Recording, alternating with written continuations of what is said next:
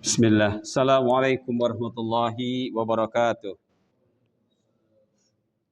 Innal hamdalillah nahmaduhu wa nasta'inuhu wa nastaghfiruh wa na'udzu billahi min shururi anfusina wa min sayyiati a'malina. May yahdihillahu fala mudhillalah wa may yudlil fala hadiyalah. Asyhadu an la ilaha illallah wahdahu la syarikalah wa asyhadu anna Muhammadan abduhu wa rasuluh.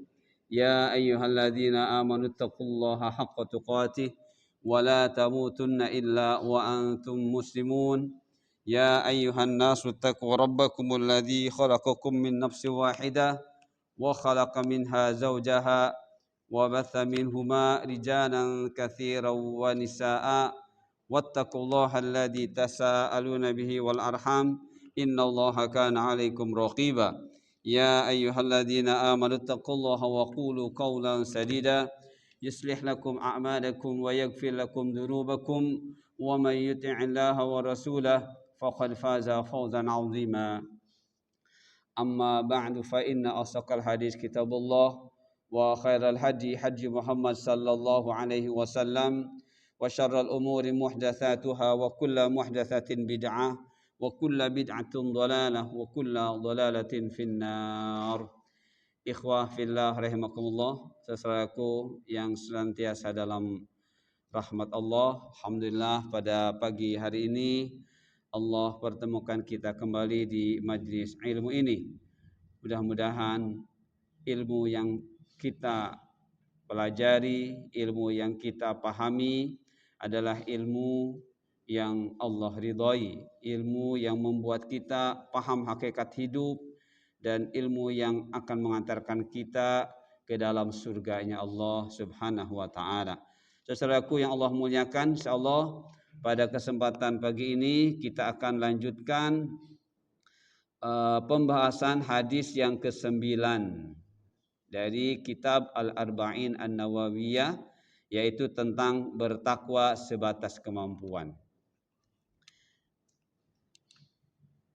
Ini hadis ya, yang akan jadi bahasan ya, saya bacakan. Bismillahirrahmanirrahim.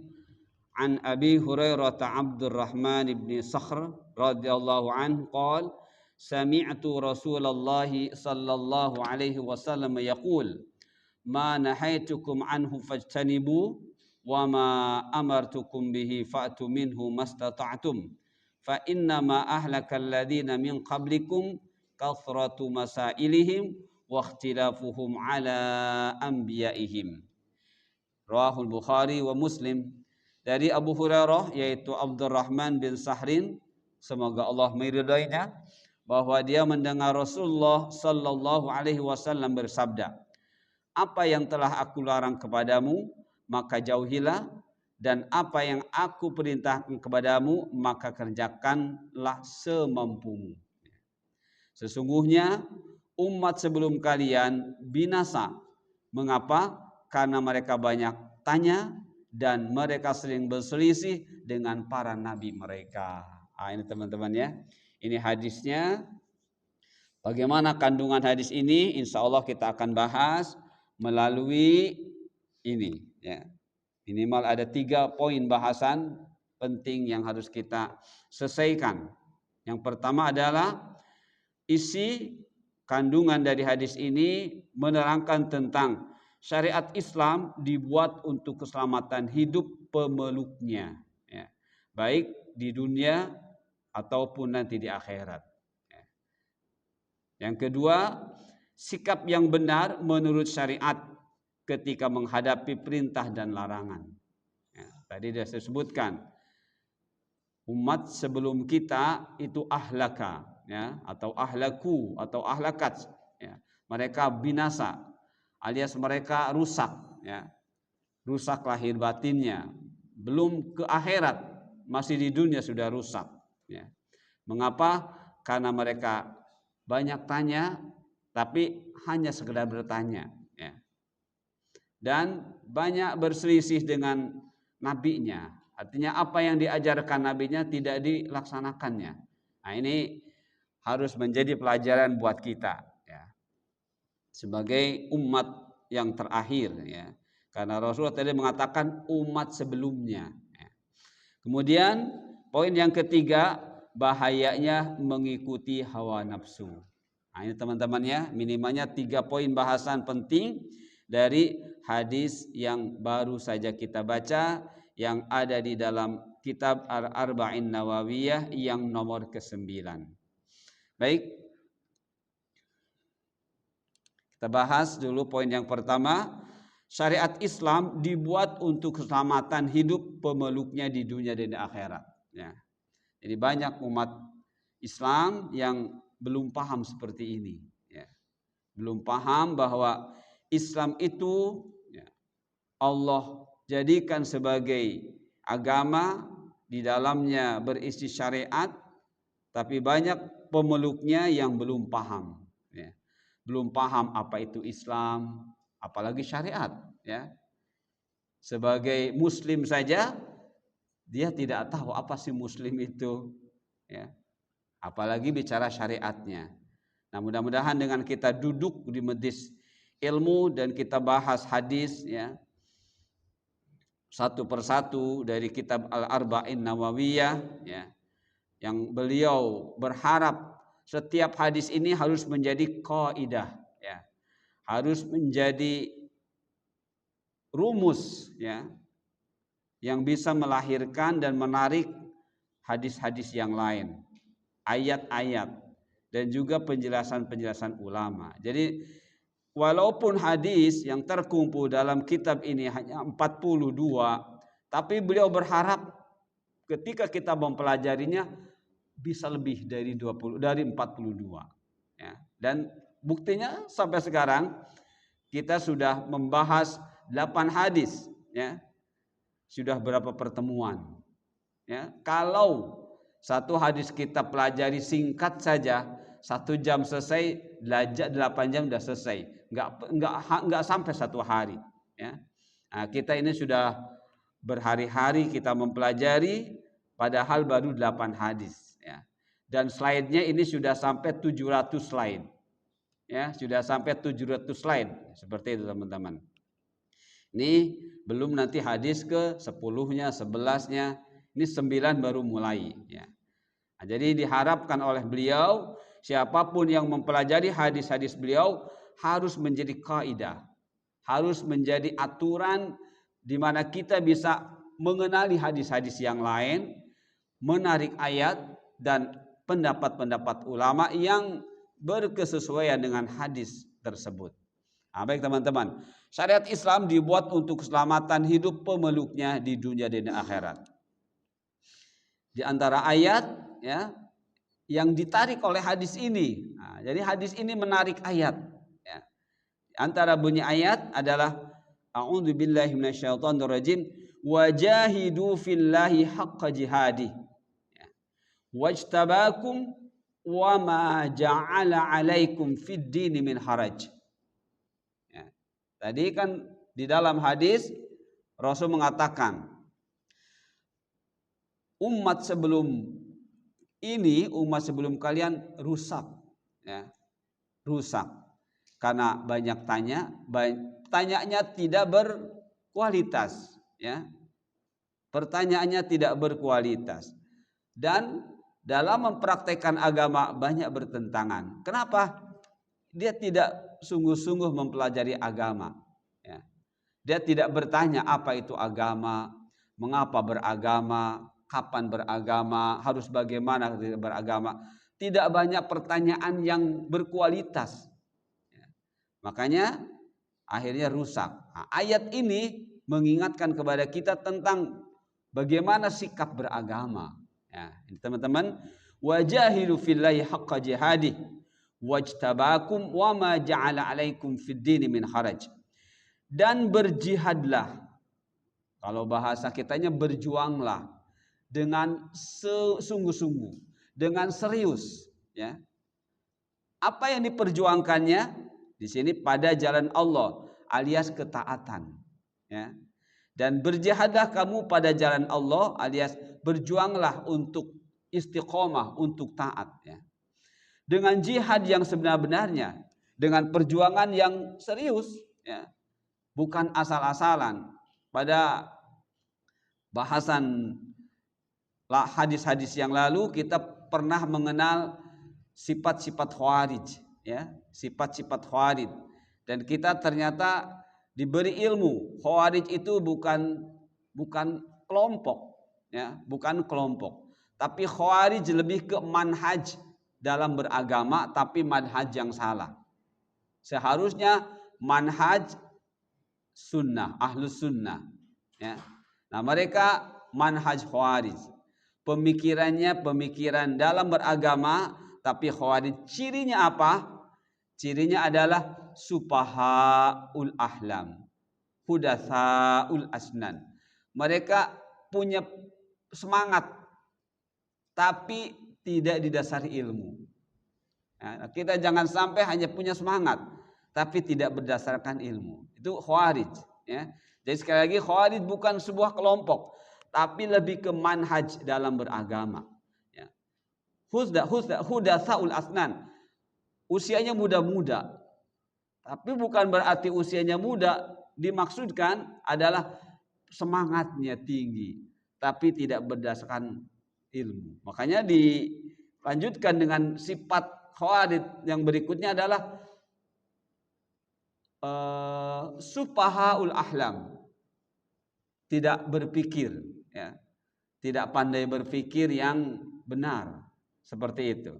Nah, ayat ini mengingatkan kita untuk seperti itu, teman-teman. Dalam beragama itu harus serius, ya, harus sungguh-sungguh, harus ilmiah, tidak boleh katanya-katanya, ya, tidak boleh katanya, tapi harus serius, harus ittiba, ya, harus berupaya kita mencari tahu sumber, ya, yang kita jadikan dalil dalam beramal. Nah, terus kata Allah, Dia telah memilih kamu, ya. Di sini sebenarnya kum itu kalian, tapi dalam terjemahan selalu diterjemahkannya kamu, yang identik individu, personal. Padahal maksudnya kalian, ya. Karena Allah yang mengatakan, jadi dianggap kamu, tidak mengapa. Dia telah memilih kamu, ya, memilih kalian. Dan Dia sekali-kali tidak menjadikan untuk kamu, untuk kalian dalam agama suatu kesempitan. Nah, teman-teman, ya. Jadi kita beragama ini bukan untuk dipersulit oleh Allah, bukan untuk dizolimi, tapi justru untuk diberi kemudahan-kemudahan. Nah, baik, coba kita langsung saja apa persisnya isi kandungan dari ayat ini. Kandungan ayat, satu, syariat Allah, yakni agama Islam ini berbicara tentang perintah beramal, macam-macam amal yang diperintahkan, wajibnya melaksanakan perintah dengan benar. Jadi walaupun ayat itu singkat, tapi setelah dibaca tafsirnya, inilah di antara kandungan ayat tersebut. Ya, bahwa syariat Allah tadi kata Allah wa ma ja'alad-din, ya, alaikum min haraj, ya. Allah tidak menjadikan agama itu untuk mempersulit. Makanya di dalamnya ada syariat, ya. Ada kurikulum, ya.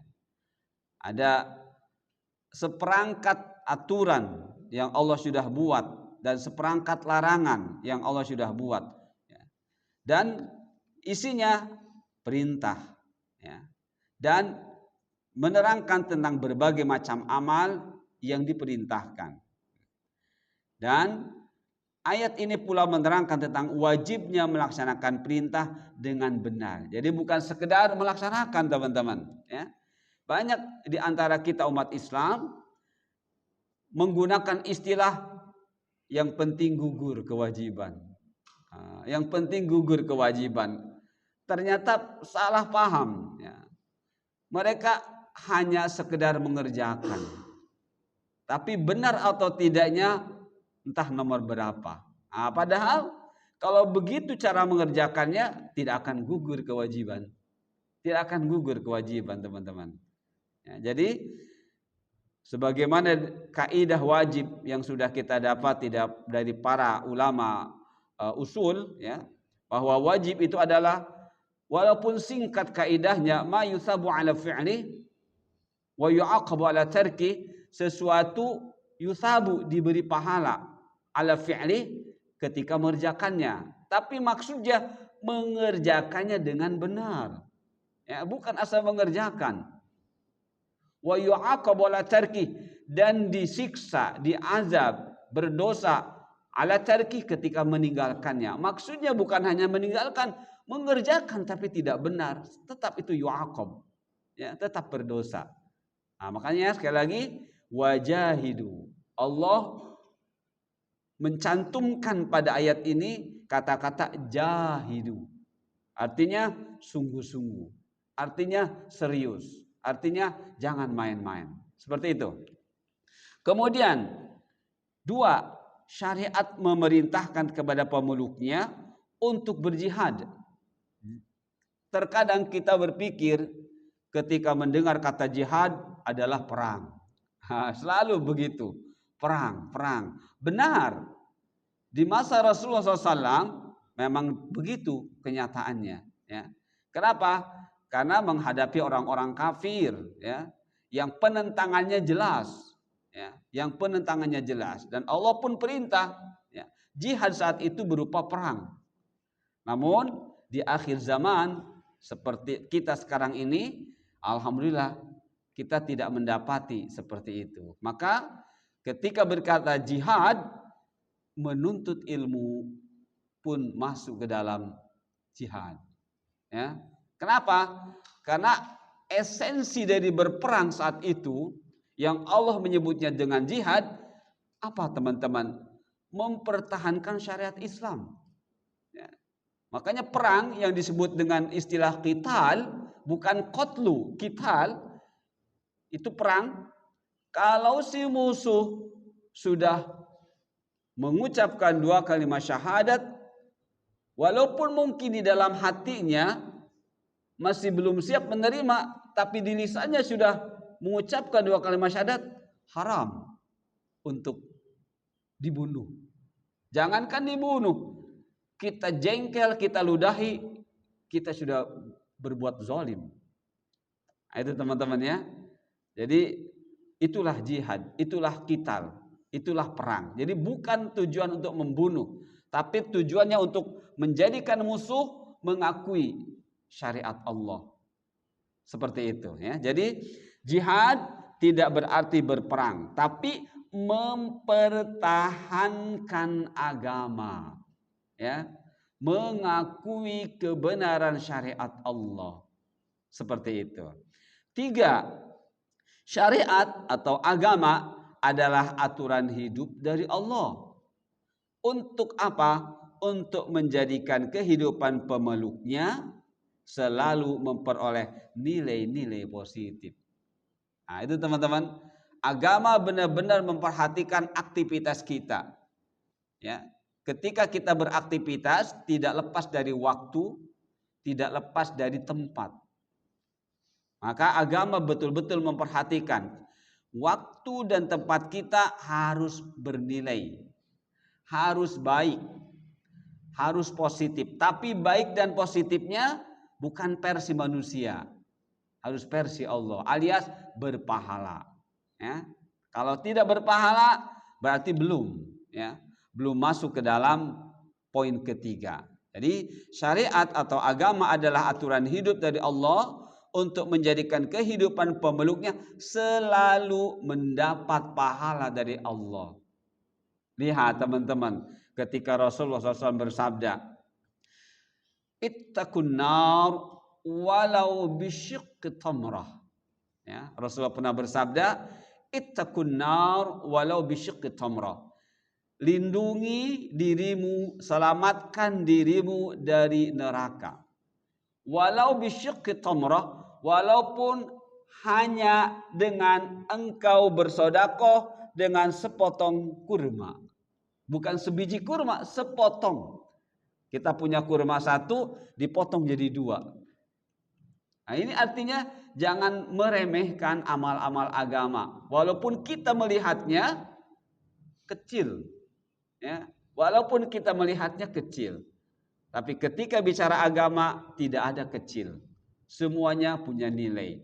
Lihat teman-teman, contoh yang berikutnya. Ketika ada seseorang laki-laki, dia makan di hadapan Rasulullah pakai tangan kiri. Rasul mengingatkan, "Kul biyaminik." Coba makannya pakai tangan kanan. Dia jawab, "La astati'." Enggak bisa. Kata Rasulullah, "La istata'ta." Engkau bisa. Dia jawab lagi, "La astati'." Akhirnya apa? Tidak bisa diangkat kedua tangannya.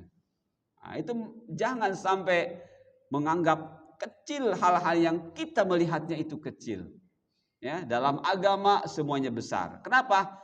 Agama dibuat oleh Allah, di dalamnya syariat adalah untuk hal-hal yang positif buat kita di dunia dan di akhirat. Nah, kemudian teman-teman, syariat atau agama menjaga pemeluknya agar tidak jatuh kepada haraj. Ya. Apa itu haraj? Nah, ini sesuatu yang menyebabkan jatuh ke dalam dosa. Al-haraj adalah asyai' alladhi yakunu sabab birtikabil ithmi. Ithmi, ya. Teman-teman, ketika bicara dosa ada 3 istilah dosa. Ada dzanbun, ada ithmun, ada khata'un. Nah, ini 3, semuanya namanya dosa. Ya. Ada ithmun, ada dzanbun, ada khata'un. Ithmun, dosa yang dilakukan secara sengaja. Nah, ini dia. Syariat atau agama menjaga pemeluknya agar tidak jatuh kepada haraj, agar tidak melakukan dosa secara sengaja. Kapan? Ketika mendapat kesulitan. Ya.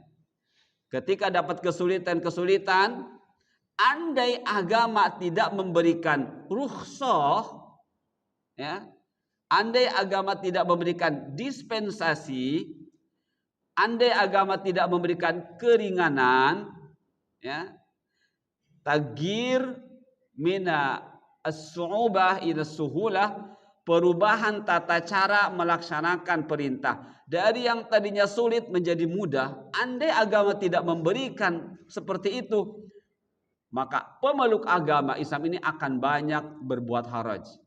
Contoh teman-teman, sholat berjamaah itu wajib bagi laki-laki. Ketika hujan lebat sekali, ya, lebat sekali, kita nggak punya alat-alat untuk mengantarkan ke masjid. Bagaimana? Andai agama tidak memberikan rukhsah, kita akan memaksakan diri pergi ke masjid. Kita akan kehujanan, mungkin jatuh, mungkin ini. Akhirnya kita keluar di sana. Kok agama begini banget ya? Mempersulit banget. Seperti itu teman-teman. Tapi agama memberikan rukhsah. Kalau hujan dan membuat engkau khawatir akan celaka, berbahaya ketika menuju masjid, maka tidak mengapa sholat di rumah. Itu namanya rukhsah. Kenapa? Agar tidak terjadi haraj, ya, agar tidak terjadi perbuatan dosa secara sengaja. Kenapa? Karena kejengkelan, karena ketidaksiapan melakukan perintah, ya, yang harus dilakukan. Nah, jadi andai tidak ada rukhsah, akan dialami oleh setiap individu ini ketika tidak ada kemampuan melakukan kewajiban, haraj namanya. Nah, ya, jadi haraj adalah penyebab kita melakukan dosa secara sengaja. Nah, dosa yang dilakukan dengan sengaja namanya ithmun. Ya. Dosa yang tidak sengaja atau sengaja namanya dzanbun. Dosa yang tidak sengaja namanya khata'un. Ya. Jadi ketika ismun berarti dosa yang dilakukan dengan sengaja. Ketika sengaja atau tidak, dzanbun. Ketika tidak sengaja, khata'un. Itu teman-teman. Yang kelima, para pemeluk agama Allah yang taat melaksanakan perintah Allah, maka mereka adalah hamba-hamba pilihan Allah. Nah, ini teman-teman, ya. Dalam ayat disebut huwajtabakum. Dia Allah telah memilih kalian. Jadi orang-orang yang taat beragama, istiqomah dalam beragama, bahkan berdakwah dalam beragama, mereka adalah orang-orang pilihan Allah. Ya, maka jika ingin menjadi hamba-hamba pilihan Allah, Allah berikan dalam ayat tadi, berjihadlah, ya, seriuslah dalam beragama, ya, seriuslah dalam beragama. Jangan asal-asalan, jangan ikut-ikutan, ya, seperti itu. Baik, untuk memperkuat hadis yang tadi dan sekaligus ayat yang baru saja, lihat surah Al-Mu'minun ayat 115. Apa hasibtum annama khalaqnakum abathan wa annakum ilaina la turja'un. Maka apakah kamu mengira bahwa kami menciptakan kamu itu main-main dan kamu tidak akan dikembalikan kepada kami? Itu teman-teman, ya. Jadi ayat yang baru saja dikuatkan dengan ayat yang ini. Kita disuruh pertama jahidu, serius. Di sini Allah perkuat lagi. Kita diciptakan bukan sekedar diciptakan, ya. Bukan sekedar diciptakan. Teman-teman masih ingat ketika bicara hidayah ada 4 macam, ya. Ketika kita baca surah Al-A'la, sabbihisma rabbikal a'la alladzi khalaqa fasawwa walladzi qaddara fahada. Ya. Qaddara fahada, Allah menakdirkan dan Allah memberikan hidayah. Di sini hidayah ada 4. Hidayah yang pertama adalah hidayah al-ammah, al-musyarakah, ya, di kulli khalqillah. Hidayah yang pertama adalah hidayah yang bersifat umum, ya, untuk semua makhluk Allah tidak terkecuali. Nah, ulama menjelaskan ketika bicara hidayah yang ammah ini adalah tujuannya hanya untuk menjaga eksistensi hidup saja, ya, sesuai dengan qaddara, sesuai dengan yang sudah Allah tetapkan. Allah menciptakan berbagai macam hewan, binatang, ya. Mereka punya takdir, ya. Ayam begini makannya, kambing begini makannya, dan lain sebagainya.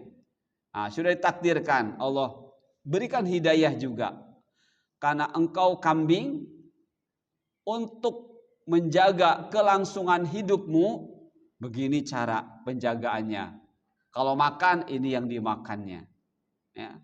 Ayam begini, ketika ayam, kambing diberi makanan-makanan yang tidak sesuai dengan hidayah yang Allah berikan mereka, mereka tidak mau, ya, mereka tidak mau dan mereka tidak suka, ya.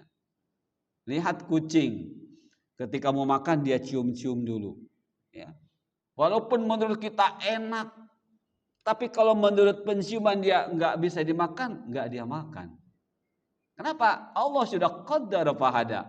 Allah sudah memberikan takdir untuk kucing dan hidayah bersifat ammah. Yang penting dengan apa yang Allah tetapkan dia eksis hidupnya.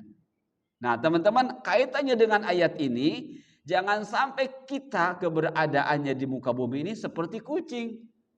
Ya, makan asal makan, minum asal minum. Tidak tahu tujuan makan dan minum. Ya. Tidak tahu tujuan kita berpakaian. Tidak tahu tujuan setiap kali kita beraktivitas.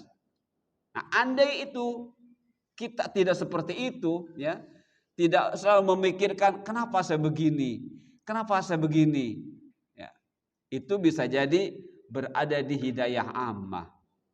Hidayah dari Allah yang tujuannya hanya untuk eksistensi hidup saja, hanya untuk menjaga kelangsungan hidup saja.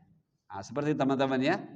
Jadi baru kemudian hidayah ilmu, ya, disebut dengan hidayah bayan atau irsyad atau dalalah. Baru kemudian hidayah taufik, prakteknya. Nah, inilah manusia, ya. manusia baru yang keempat, hidayah fi al-akhirah, di akhirat nanti, ila jannah au ila nar, seperti itu. Nah, jadi sini ayat Allah ingatkan kepada kita, apa hasibtum annama khalaqnakum abatha wa annakum ilaina la turja'un? Maka apakah kamu mengira bahwa kami menciptakan kamu main-main dan kamu tidak akan dikembalikan kepada kami? Nah, ini teman-teman, kalau di sini tafsirnya, apa hasiltum afadhanantum ya ahlal Makkah. Awalnya ayat ini ditujukan kepada penduduk Makkah, ya. Karena mereka selalu menolak dakwah Nabi Muhammad SAW, ya. Dan tidak mau cari tahu, tidak mau paham, ya. Selalu berkelit, ya. Ketika Rasul menyampaikan ini berkelit. Rasulnya berkelit, ya. Mereka sudah bukan munafik lagi, udah kafir, ya. Nah, kalau kita setiap hari label kita muslim, tapi ketika ada kebenaran yang sampai kepada kita, kita berkelit, berarti kita teridap penyakit nifak, ya. Kalau kita banyak berkelit dari kebenaran alias tidak siap melakukan kebenaran, ya, padahal sebenarnya itu memang miliknya, tapi dia berkelit, gengsi dan sebagainya, malu dan sebagainya, maka hati kita saat itu teridap nifak, ya, teridap penyakit nifak. Kita saat itu namanya munafik, wal iyadzubillah, ya. Kita harus tahu, harus takut dengan sifat munafik, ya.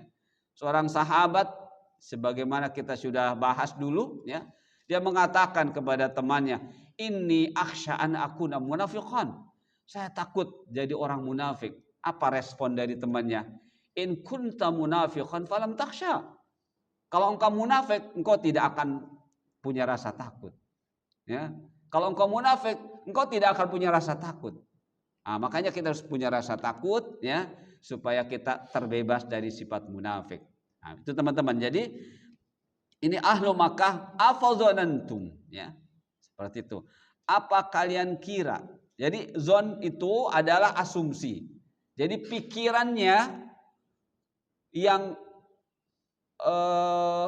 memikirkan hal tersebut sudah hampir mencapai 100%.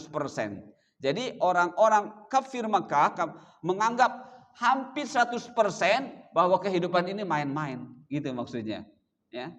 Jadi ahlul Makkah, musyrikin Makkah, kafir Makkah menganggap hidup ini main-main. Makanya Allah katakan apa hasibtum, ya.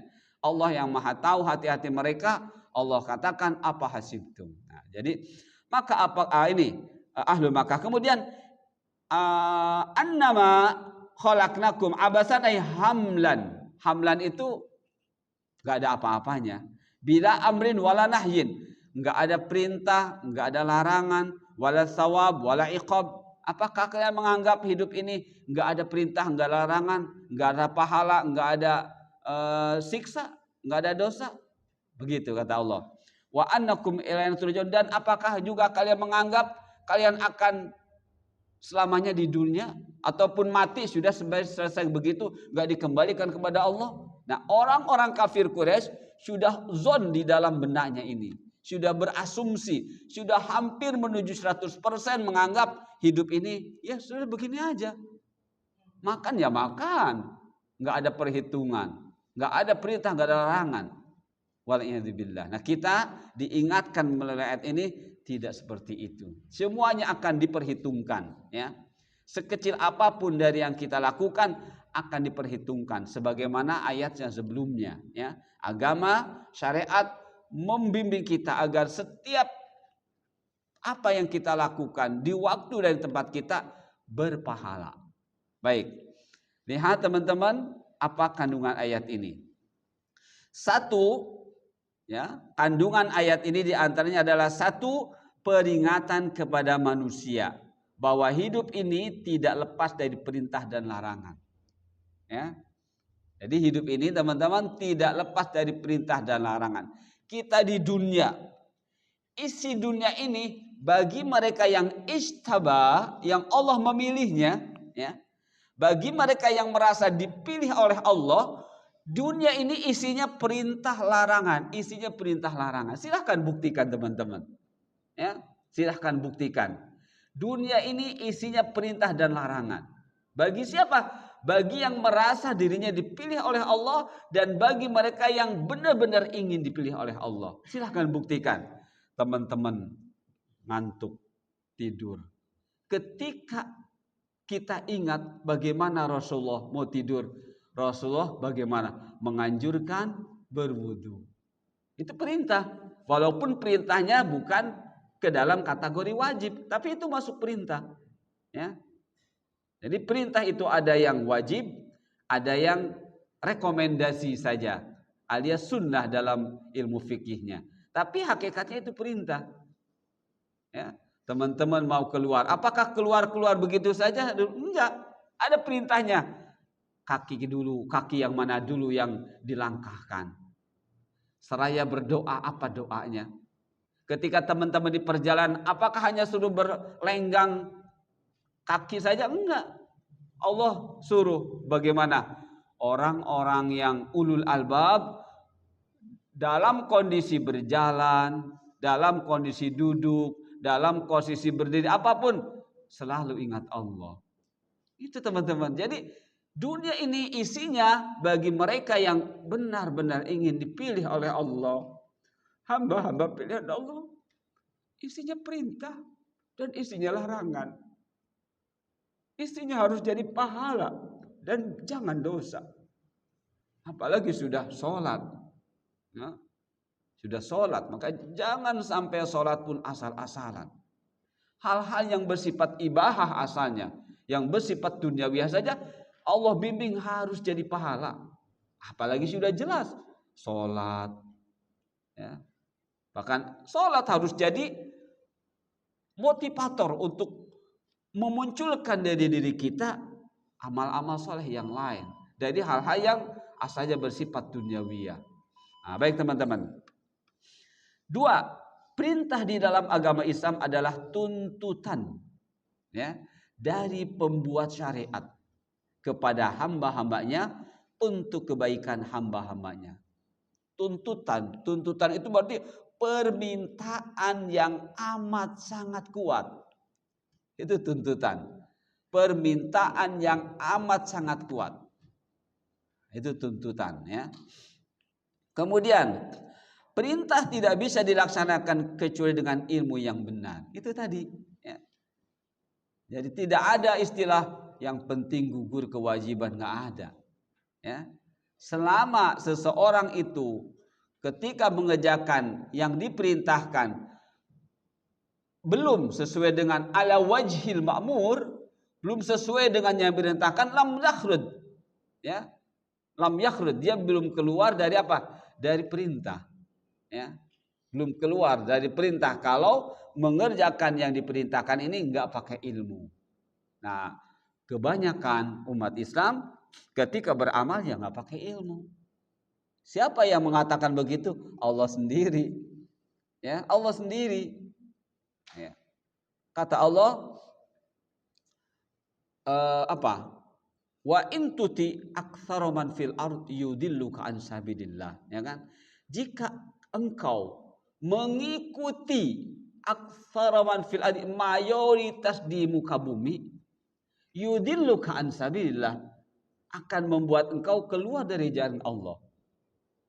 Mengapa ya Allah? Iyattabi'una illa dzann. Karena tidaklah yang mereka ikuti dalam beramal agama dengan zon. Zon itu tadi asumsi, belum ilmu. Belum ilmu.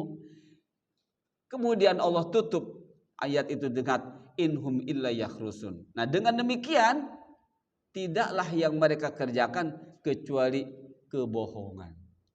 Allah sendiri yang mengatakan begitu, ya. Jadi mayoritas manusia di muka bumi ini ketika beramal agama tidak pakai ilmu, ya, alias ikut-ikutan. Nah, baik. 4, larangan di dalam agama Islam adalah tuntutan dari pembuat syariat kepada hamba-hambanya untuk meninggalkan sesuatu yang tercela untuk kebaikan hamba-hambanya. ulama usul sudah memberikan istilah kepada kita dalam menjalankan ajaran agama, taklid dan ittiba. Ya. Jadi istilah taklid dan ittiba. Ittiba berarti mengikuti pakai ilmu. Ya. Taklid berarti mengikuti tidak pakai ilmu. Walaupun seakan-akan yang diikuti adalah seorang syekh. Tapi kalau dia sendiri tidak ada keinginan untuk cari tahu sendiri, ya, mencerdaskan diri sendiri, itu masih masuk ke dalam kategori taklid. Ya, kecuali dia sudah tua renta, ya, sudah kemungkinan besar sulit untuk buka-buka kitab, untuk belajar, itu boleh, itu taklidnya masih diperbolehkan.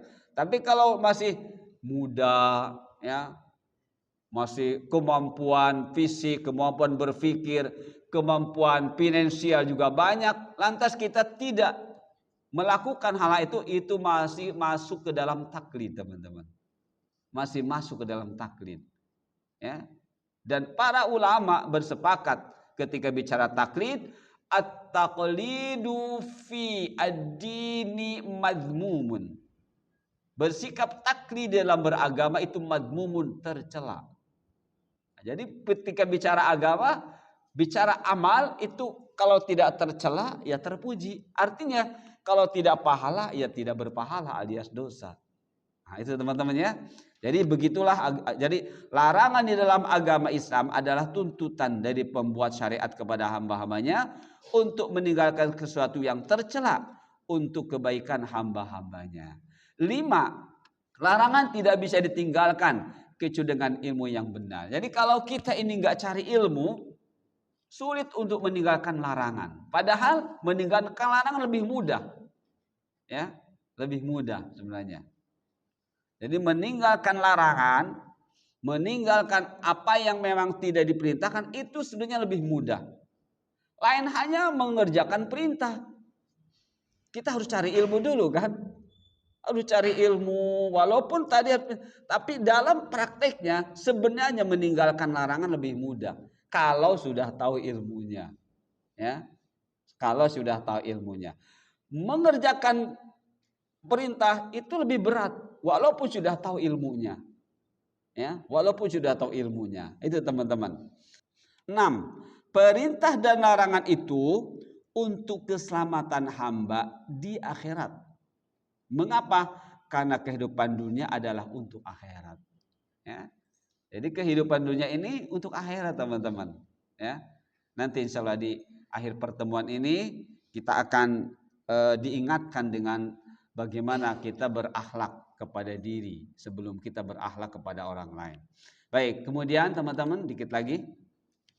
Ayat dari surah Al-A'raf ayat 182. Walladzina kadzabu biayatina sanastadrijuhum min haitsu la ya'lamun. Dan orang-orang yang mendustakan ayat-ayat kami, ya, akan kami biarkan mereka berangsur-angsur ke arah kebinasaan dengan cara yang tidak mereka ketahui. Ini ada kata-kata di sini sanastadrijuhum. Kalau kita ambil dari kata ini, kata bendanya isinya adalah istidraj. Istidraj. Ya. Jadi orang yang mendustakan ayat-ayat Allah, ya, yang santai dalam beragama alias enggak serius. Nah, misalnya ya, santai di sini enggak serius, ya. Mengerjakan amal-amal agama dengan ikut-ikutan, ya. Tidak ada keseriusan untuk menggali, ya. Kenapa sih begini? Kenapa begitu? Enggak ada. Yang penting saya ikut. Ini apa kata Allah? Sanastadrijuhum. Untuk orang-orang seperti ini akan Allah istidraj. Semakin dia menganggap, masa sih guru saya salah?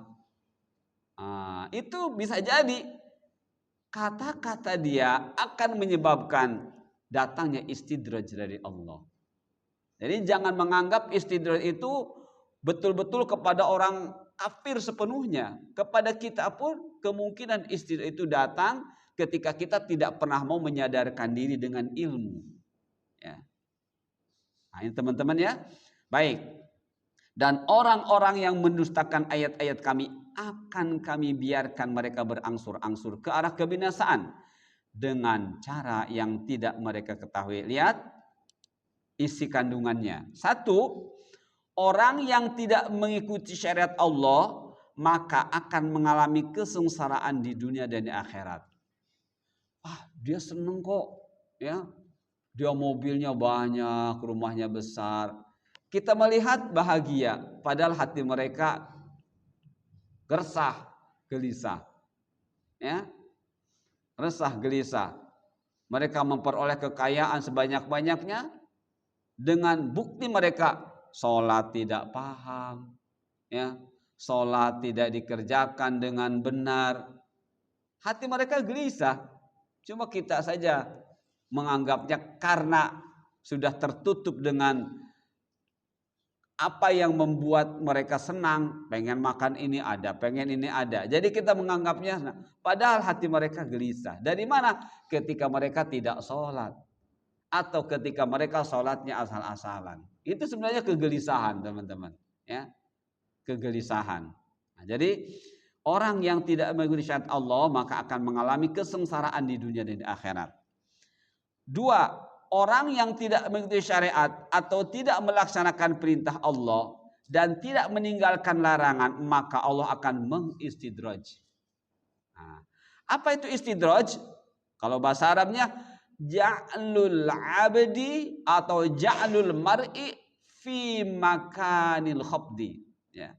Lebih tepatnya bukan abd, ya, karena abdun itu maknanya konotasinya lebih positif. Jadi ja'lul mar'i, ya, atau ja'lul rajuli. Allah menjadikan seseorang tersebut fi makanil khafdi agar berada di tempat yang terhina. Ya. Jadi istidraj adalah Allah menjadikan seseorang untuk berada di tempat yang terhina secara perlahan. Secara perlahan. Nah, bagaimana konkretnya di antara contoh istidraj? Istidraj bisa berupa pemberian Allah kepada hambanya yang dia inginkan dari hal-hal yang bersifat duniawiyah. Tapi Allah benci sebenarnya kepada orang tersebut. Ya. Maka dengan istidraj hamba itu sedang dalam proses kehancuran. Ya. Sedang proses kehancuran. Walaupun kita melihatnya, wah, mobilnya banyak, bagus-bagus. Rumahnya pun demikian. Tapi ketika kita tahu dia tidak menjalankan ajaran agama dengan benar, kita sudah bisa memberikan penilaian, berasumsi. Jangan-jangan ini istidraj. Kenapa? Idza ra'aitumullaha yu'til. Di sini abda tapi ya, abda. Ma yuhibbu minad dunya, ya, wa huwa muqirrun ala ma'syati fahuwa minhu lahu istidraj. Kalau engkau melihat Allah memberi kepada seseorang, ya, yang diinginkannya dari dunia, sementara dia sendiri muqirrun ala ma'syati, tetap saja maksiat kepada Allah, ya, maka hadis mengatakan maka itu adalah istidraj dari Allah untuknya. Nah, itu teman-teman ya. Maka mari setelah kita paham ya bahwa dunia ini adalah sebenarnya untuk ketaatan kepada Allah. Nah, jangan sampai ketika kita banyak dunia malah jauh dari Allah. Itu istidraj namanya. Sedikit lagi teman-teman. Ini dari 3 ayat ini ya melahirkan untuk diri kita akhlak kepada diri sendiri. Ya. Jadi sebelum kita berakhlak kepada orang lain, berakhlaklah kepada diri sendiri. Ya. Supaya apa? Supaya akhlak kita kepada orang lain bernilai, ya, berpahala.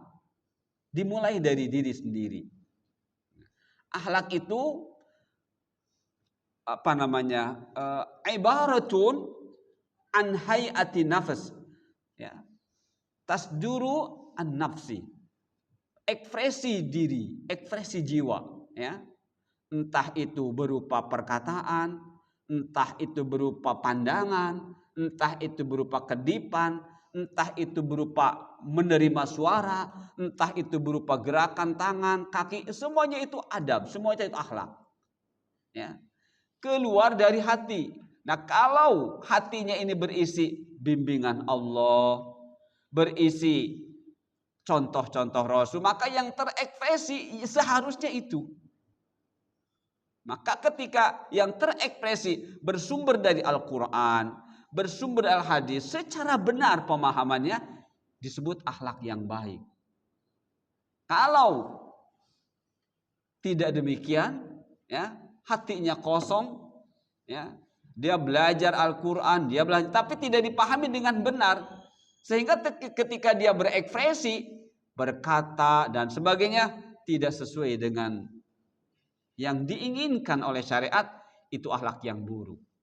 Nah, maka mari teman-teman, dari beberapa ayat yang sudah kita bahas, dari hadis tersebut, maka tumbuhkan akhlak kepada diri sendiri. Apa? Satu, meyakini bahwa kehidupan akhirat tergantung kepada kehidupan dunia. Kehidupan akhirat tergantung kepada kehidupan dunia. Kalau kita di dunia santai-santai saja, tidak mau seriuskan diri beramal agama, ya di akhirat pun akan seperti yang kita kerjakan di dunia. Kedua, banyak bertaubat dan beristighfar. Ya. Tadi saya sudah sampaikan, isi dunia ini perintah dan larangan. Kalau kita tidak memperhatikan perintah dan larangan ini, kita akan banyak jatuh kepada dosa, baik ithmun, dzanbun ataupun khata'. Tidak akan lepas dari ini teman-teman. Apalagi Rasulullah mengatakan kullu bani Adam khata'un. Sudah jelas kata Rasulullah. Setiap manusia ini sangat mudah jatuh ke dalam khata', ke dalam dosa yang tidak sengaja. Ya, yang tidak sengaja. Wa khairul khata'in at-tawwabun. Dan sebaik-baik orang yang berdosa, ya, at-tawwabun, yang selalu bertobat. Selalu bertobat. Maka kita harus banyak bertobat dan banyak beristighfar. Tobat biasanya identik dengan dosa besar, ya. Nah, sedangkan istighfar ini dengan dosa-dosa kecil yang bisa terhapus dengan amal-amal saleh. Kalau tobat dosa-dosa besar, ya harus ditobati. Ya, bergibah itu dosa besar, harus taubat. Enggak, cukup sholat aja nanti juga hilang dosa saya. Enggak. Bergibah, namimah, mengadu domba, memfitnah, itu dosa besar semuanya, harus ditobati. Ya. Dan kalau kita merasa bergibah, harus datang ke orang-orang yang digibah, harus minta maaf. Kalau tidak minta maaf, di akhirat nanti akan Allah habasahullah, Allah akan tahan alal jisr, di jembatan neraka. Allah akan tahan sampai keluar dari mulutnya kata-kata yang pernah digibahkan waktu di dunia, pernah dinamimahkan waktu di dunia, pernah difitnahkan di dunia. Dan belum selesai, nanti dia akan mencakar-cakar wajahnya, dadanya, dengan kukunya yang Allah jadikan dari tembaga. Wa'idzubillah. Itu dosa besar. Ya. Jadi harus bertobat. Kalau tidak bertobat, ya istighfar nggak bermanfaat. Nah, itu teman-teman ya. Jadi hendaknya hidup kita harus banyak diisi dengan bertobat dan beristighfar. Istighfar berarti kita minta kepada Allah agar kesalahan-kesalahan kita yang kecil-kecil Allah tutupi. Bahkan pada gilirannya Allah hapus, Allah maafkan. 3, bermuhasabah. Artinya menghitung-hitung. Sudah seberapa banyak amal-amal soleh saya. Sudah seberapa hebat kualitas amal-amal soleh saya. Sholat saya sudah benar semua belum? Ada yang masih kurangkah? Semua amal-amal kita periksa dan periksa. Ya, kita muhasabah, kita evaluasi. Ya. Kenapa? Target kita adalah mendapat 100% pahala untuk akhirat kita. Ya. Bagaimana untuk bisa menghadapi 100%? Ya beramal dengan yamtathil, dengan imtithal, dengan mencontoh Rasulullah SAW semaksimal mungkin. Kemudian bermuraqabah. Muraqabah itu artinya saling mengawasi. Ya. Siapa kalau gitu melakukan saling mengawasi antara kita dengan Allah. Ya. Mungkinkah kita mengawasi Allah? Kalau Allah mengawasi kita sangat-sangat mungkin dan pasti. Tapi bagaimana dengan kita? Mungkinkah kita mengawasi Allah? Mungkin. Bagaimana caranya? Memahami nama-nama dan sifat-sifat Allah. Ya. Dengan kita mengenali, mempelajari sampai paham sifat-sifat Allah, kita praktekkan. Oh, Allah Maha Muntaqim. Allah Maha pemberi balasan dalam bentuk azab. Kapan? Kalau kita berdosa. Berarti jangan kita berdosa. Kalau memang takut dengan ancaman Allah nanti di akhirat. Allah Sami', Allah Maha mendengar. Jangankan yang keluar suara, yang baru terdetik dalam hati pun Allah mendengar. Oh, berarti hati-hati dalam mengeluarkan suara. Jangan sampai suara yang kita keluarkan yang Allah tidak ridho. Begitu teman-teman, dan sebagainya ya. Kemudian mujahadah artinya keseriusan tadi, wajahidu ya. 4 ini kita perjuangkan dengan benar-benar. Nah, insya Allah kalau tumbuh dalam diri kita 5 hal ini, maka kita akan sangat hati-hati berbicara apapun, sangat hati-hati. Jangan sampai berdosa, jangan sampai berakibat sanksi dari Allah. Baik teman-teman, mungkin itu saja untuk pertemuan pagi ini. Berarti baru poin yang pertama. Insya Allah pertemuan berikutnya poin yang kedua, sikap yang benar menurut syariat ketika menghadapi perintah dan larangan. Ya. Itu saja teman-teman. Sekali lagi mudah-mudahan bermanfaat. Mudah-mudahan Allah pilih kita dan kita pun berusaha untuk menjadi hamba-hamba pilihan Allah dalam beragama ini. Subhanakallahumma bihamdika asyhadu an la ilaha illa anta astaghfiruka wa atubu ilaik. Wassalamualaikum warahmatullahi wabarakatuh.